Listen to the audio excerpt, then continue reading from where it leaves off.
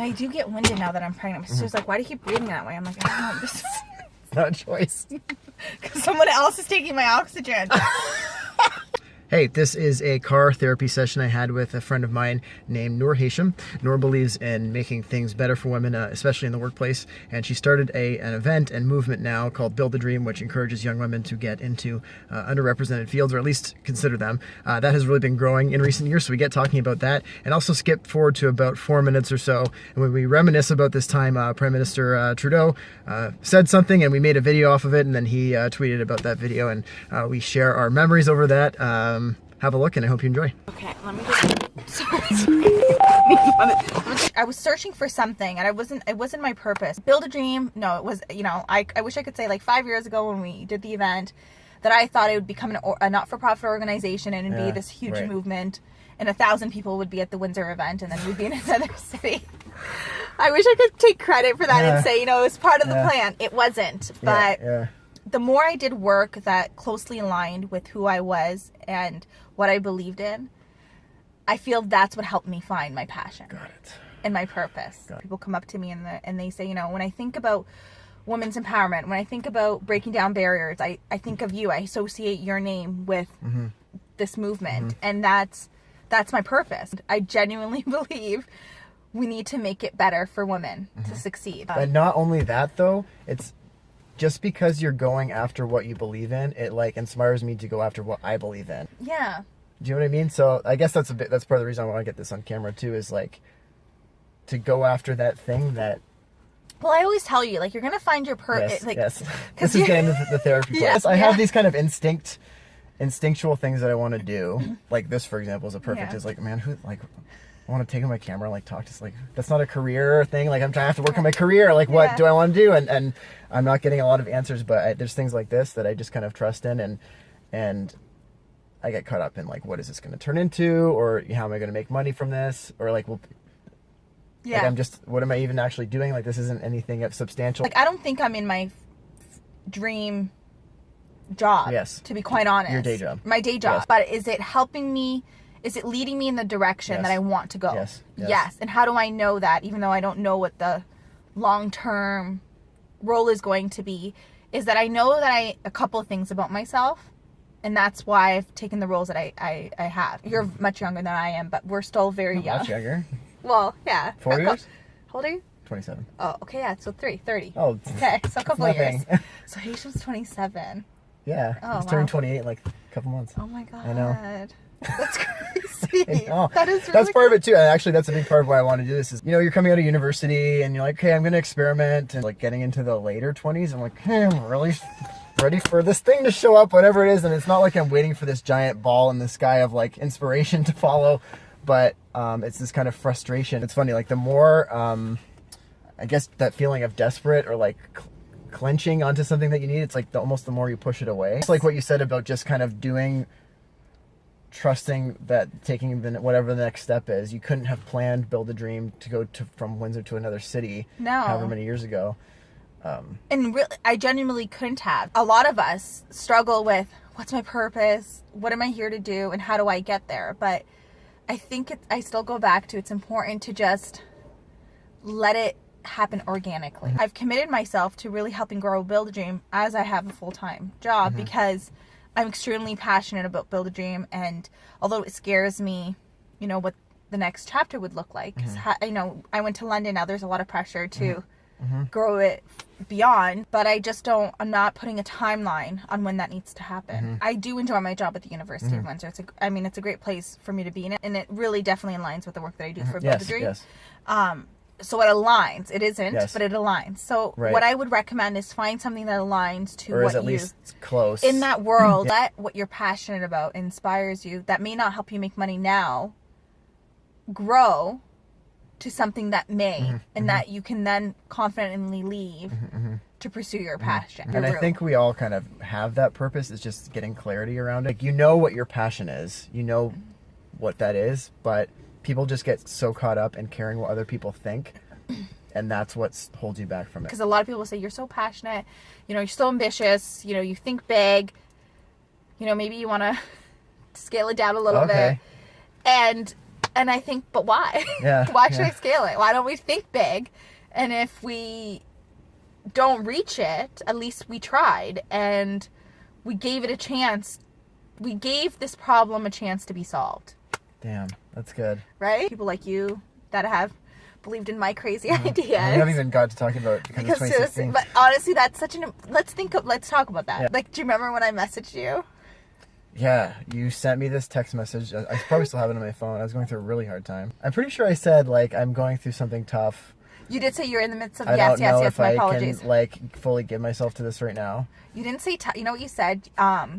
You're going through. You're making a lot of decisions or something. You didn't say tough. Oh. Like, you just said, like, it almost seemed like you were involved in a lot of different things. That wasn't the real reason. Okay. Yeah. It was something. It was a struggle. What that gave me was, like, I don't know if I ever shared this with you. No, you didn't. That's okay. You're really surprised. Yeah. Well, this is turning into a therapy session. It kind of gave me something to work for and look forward to and put myself into that I didn't have at the time. You remember you sent me this text about, like, Justin Trudeau said this thing. I haven't read it in a while. Yeah, I said it has to do with your passion. No, my passion, your talent. Yeah. And it's going to go viral. Yeah, yes. And I was kind of like rolling my eyes, like, go viral, like, as if you can plan that. Because first you said no to me. I did? Yeah, you did. You're like, no. I was like, how about I give you the weekend to think about it? Oh, yeah, you did. And then I said to you, well, just to let you know, I really want you to be a part of it. But if it's not you, it's going to be someone else. Right.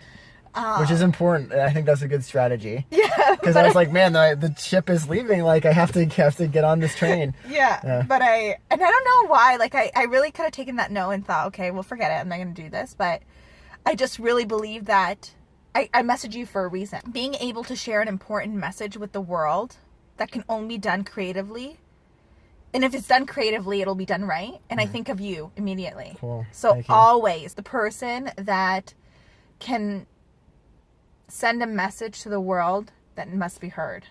And that's who you are. So whether it's through acting or hosting your own show or doing car therapy or writing a blog or sharing your own story, I'm very proud of, being associated with you, right? Wow, thank you. So that's why I was like, okay, well, it needs to be Dan. Like, I didn't think of anyone else but Dan Brown. It's actually the same camera or the same phone I did on my phone. I remember thinking, like, how do I make this simplify whenever you can. Like, this is what we're doing right now. Like, we don't need this camera set up. Like, let's just get to what makes it easy, the least amount of obstacles. You're like, hey, who do you want me to film? And I'm like, well, there's someone I really want you to capture. She has her own automotive shop and she does detailing for cars. I reached out to her and she would be interested in the video, but it's in Toronto. And you're like, oh, I'm actually going to be in Toronto.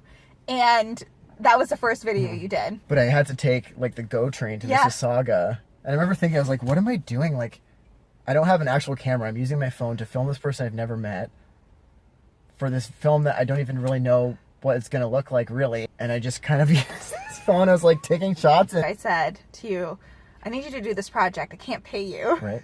But I'll reimburse all of your expenses. Right. You did it knowing that it wasn't making you money. Right, exactly. But it aligned with your purpose. Right. And it would, in the long run, be worth it. It's like kind of like a shot to the universe of, let me just put this out there and see what happens. And I wasn't really expecting anything to happen. I never doubted that you wouldn't create something magnificent. And I remember, it's funny, one of the women you filmed called me and they're like, your videographer just showed up with a was it Terry? Yes. She's like, he just showed up with a phone. And I'm like, oh, okay, that's cool. Did I not tell you I was going to be on my phone? No. And I was like, that's cool. And she's like, so we're creating this video that you believe is going to go viral on a phone. Phones and I'm like, great. Well, and I'm thinking in my head, well, it's not like I have money to pay, like, to rent something or to rent something. So whatever, if it's done on a phone or a professional camera. After the video was launched and they saw it, they're like, I can't believe this was done on a camera, on a phone camera.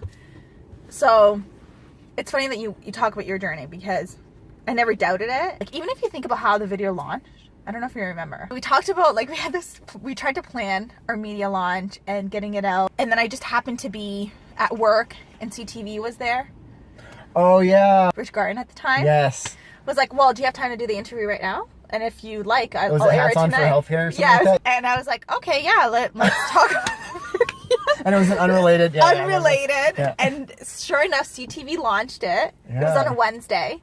So we got together that night and we're like, okay, so what happens if the Prime Minister retweets our video or shares our video? And we all looked at each other and we laughed. And we're like, oh, let's cross that bridge when we get there. Do you remember this? And I was like, yeah. Because, like, I guess at that time it was like, what are the odds? So CTV airs it on Wednesday. And we were all on social, we got all of our contacts and everyone was like on social media trying to tag the Prime Minister. And he was at the World Economic Forum. With like Sheryl Sandberg and Sheryl Sandberg. Melinda Gates. Yes. And talking about women in the workforce. That day, yeah. And opening doors. And he does his panel. I remember watching it. Gets off stage. And then retweets our video. I was in a meeting. And my phone was blowing up. Yeah, you're in front of that. And someone was like, the Prime Minister just retweeted the Because 2016 video. I'm like, what? Yeah. And then I'm like, I'm gonna have to call you back. I'm in a meeting right now. I hang up the phone and I'm like, everyone's looking at me and I'm like, so once this meeting wraps up, I'm gonna have to head out because the Prime Minister just retweeted our video and the media outlet's going crazy or calling us and wanting to talk about the video. I remember I cried, like not because just because it's so meaningful that someone in that position could say something that mattered to me, and then we worked for like over a month to kind of remix that message and put it into something new, and to have them acknowledge it. Something that just the work areas are so meaningful to both of us just felt like, I don't want to say sign, but kind of, Yes. that like, we're wow, on the right track. Yes, which is kind of the whole reason I want to do all of these videos, is like going back to that staying on the path. Yes. And it's just and nice you get yes these. To Nour. Yeah. And it's funny because it's just, you get this voice like, oh, this is so stupid, this is nothing, whatever, and then you're like, I guess validation is kind of what it is. It's like, wow, this is like, this is real. we were trying to figure out like what's our plan. Like the Prime Minister tweeted it. We have like, how do we make the most of this? I don't remember how you were reacting, but I remember you had left the room to check your email or something. You come back, so I'm alone for whatever reason, and then you come back and you're like, I thought something terrible happened. God. Yeah. I was so scared. Yeah, you're like, I've never seen you like that before. And you're like, that'll be deposed. You couldn't breathe. You started crying.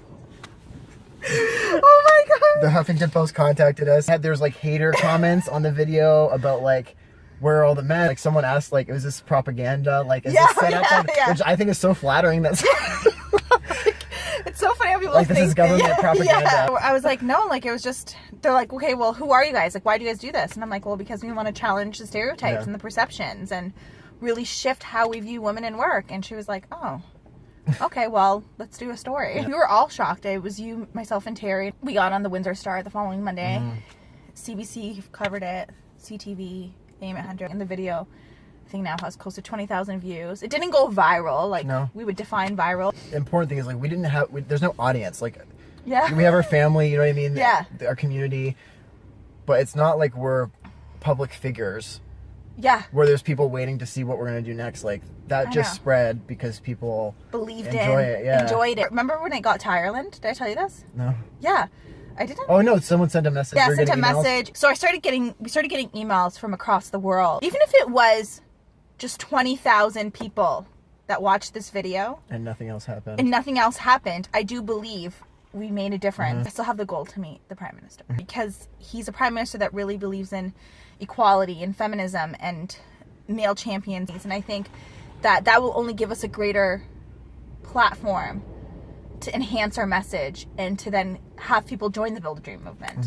Because and you have a politician who committed to it. So I do have a politician that committed to it, and he invited my niece Leia to Parliament. Think about now your purpose, and just reflecting back 2 years ago on this project that we both didn't know where it will be, but the impact it had on both of our lives, and on really helping us both identify about the impact that a few committed citizens that come together can make.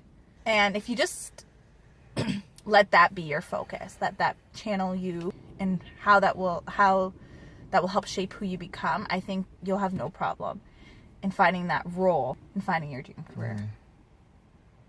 Thanks. I think that's a good place to wind down.